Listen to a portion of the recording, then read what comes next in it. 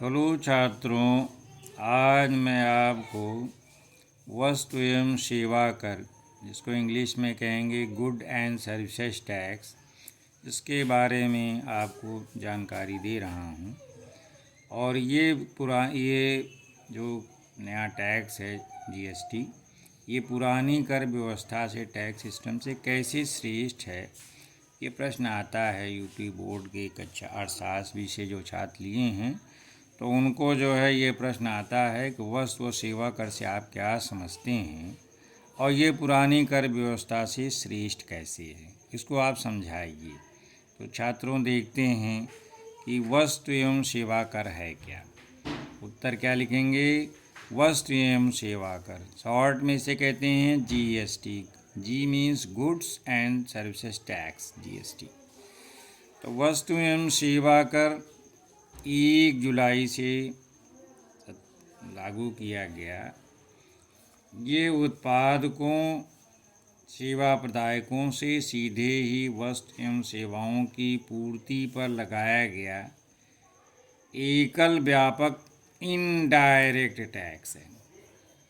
ये गंतव्य आधारित उपभोग कर है, इस पर पूर्ति श्रृंखला में आगत जमा की सुविधा प्राप्त है।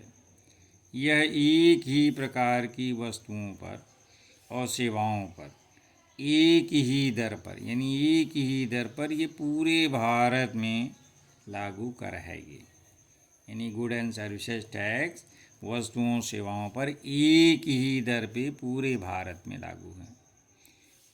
इसने यानी जीएसटी ने बहुत बड़ी संख्या में पहले केंद्रीय कर लगाए जाते थे और स्टेट टैक्सेज होते, और इन उपकरों को मिला लिया है। इसने वस्तुओं और सेवाओं पर करों को जो वस्तुओं के उत्पादन अथवा बिक्री अथवा सेवाओं के प्रदान करने पर लगाए जाते थे, प्रतिस्थापित कर दिया है। यानी प्रतिस्थापित मतलब होता है कि उनके स्थान पर अब ये जीएसटी सभी वस्तुओं सेवाओं पर लगता है।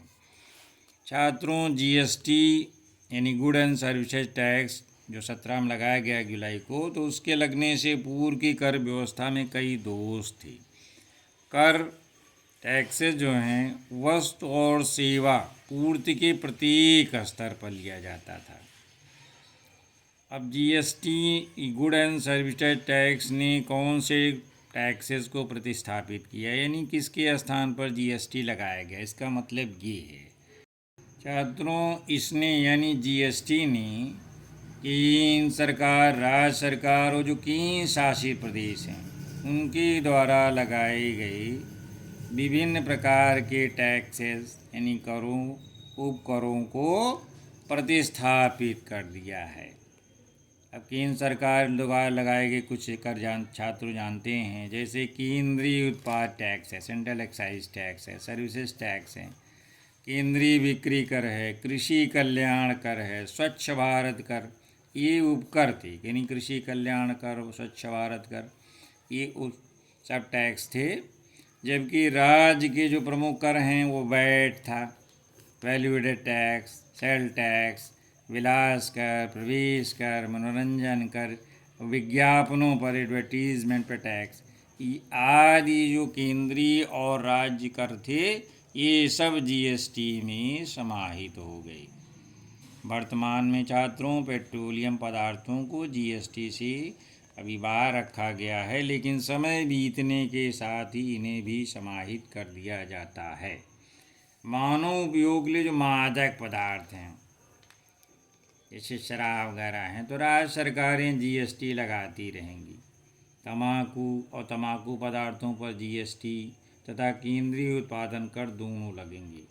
जीएसटी के अंतर्गत पूरे देश में वस्तु एवं सेवा कर के अंतर्गत वस्तुओं और सेवाओं पर 6 स्टैंडर्ड रेट हैं, 6 मानक दर। जैसे 0% किसी पर लगेगा, किसी 3%, किसी 5%, 12%, 18% और 28%, ये 6 मानक दरें लागू रहेंगी। पुरानी कर व्यवस्था के मुकाबले ये गुड एंड सर्विसेज टैक्स जो लगाया गया वर्तमान में सभी चीज़ों पर आप देखते होंगे, उस पर जीएसटी लग जाता है। तो ये श्रेष्ठ क्यों हो? क्योंकि ये है प्रभावी रूप से सप्लाई के प्रत्येक स्तर पर एक मूल्य वर्धित कर है। क्या है ये? प्रभावी रूप से पूर्ति के प्रत्येक स्तर पर एक मूल्य वर्धित कर है, वैल्यू एडेड टैक्स है। दूसरा छात्रों, इसने केंद्र, राज्य और केंद्र शासित प्रदेशों के द्वारा लगाए गए करों, उपकरों को प्रतिस्थापित कर दिया। यानी जो पहले टैक्सेज लगते थे केंद्र, राज्य और केंद्र शासित प्रदेशों द्वारा, उसके जगह अब समान रूप से पूरे देश में जीएसटी को लागू कर दिया गया। यानी प्रतिस्थापित कर दिया गया, मतलब उनके स्थान पर जीएसटी लगा दिया गया।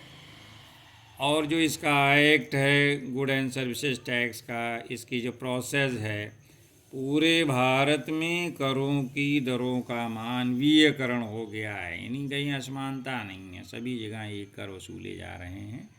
नेक्स्ट, इसमें वस्तुओं सेवाओं के आवागमन की जो स्वतंत्रता है उसको सुविधाजनक बना दिया है।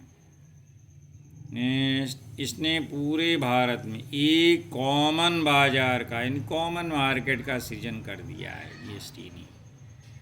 नेक्स्ट, इसने उत्पादन लागत को, जीएसटी ने उत्पादन लागत को कम कर दिया है, जिससे कि हमारी ग्रॉस डोमेस्टिक प्रोडक्ट यानी जीडीपी में भारत की वृद्धि होगी और इकोनॉमिक डेवलपमेंट होगा भारत का।